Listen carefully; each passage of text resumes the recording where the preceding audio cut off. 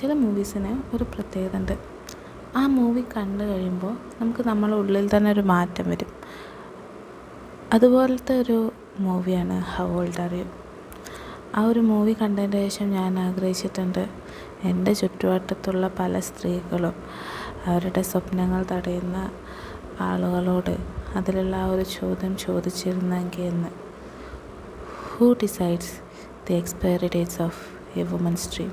എനിക്ക് എപ്പോഴും ആ മൂവി കാണുമ്പോൾ നല്ലൊരു ഇൻസ്പയറിംഗ് ആയി തോന്നാറുണ്ട്. അതുപോലെ തന്നെ അതിലുള്ളൊരു പാട്ടും.